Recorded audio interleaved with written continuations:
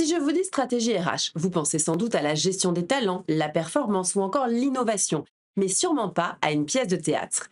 Et pourtant, comme sur les planches, une stratégie RH réussie repose sur trois piliers essentiels.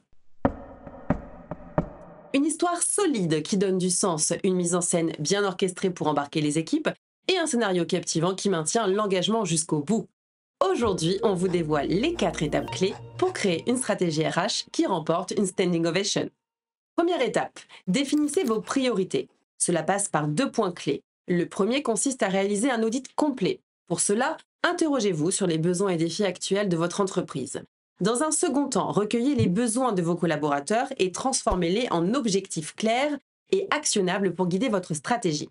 Par exemple, si vos collaborateurs se plaignent de processus de recrutement trop longs, fixez-vous comme objectif de réduire les délais d'embauche de 15 jours d'ici la fin de l'année.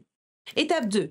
Cadrer la stratégie RH. Une pièce réussie repose sur une mise en scène bien pensée.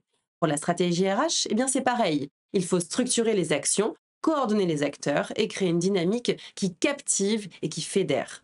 Commencez par définir clairement les rôles des acteurs clés. Qui pilote la stratégie RH? Qui en supervise les étapes? Et qui est responsable de sa mise en œuvre? Fixez ensuite des priorités réalistes. Quels objectifs voulez-vous atteindre et dans quel délai? Un cadre clair vous évitera de vous disperser. Étape 3. Rédigez un rapport stratégique RH. Le rapport stratégique RH, c'est votre scénario. Il fixe le contenu de votre stratégie. Il doit être clair, précis et compréhensible par tous, mais aussi intégrer des éléments concrets tels que la politique de rémunération, le processus d'embauche ou encore l'organisation des congés. Assurez-vous qu'il soit compréhensible à tous les niveaux de l'entreprise et facilement accessible pour vos collaborateurs. Vous pouvez par exemple ajouter dans votre rapport une section dédiée au télétravail qui précise les règles et inclut un guide de bonne pratique à destination des collaborateurs. Étape 4. Communiquer sur la politique RH. Mais un scénario aussi brillant soit-il n'a de valeur que lorsqu'il est joué.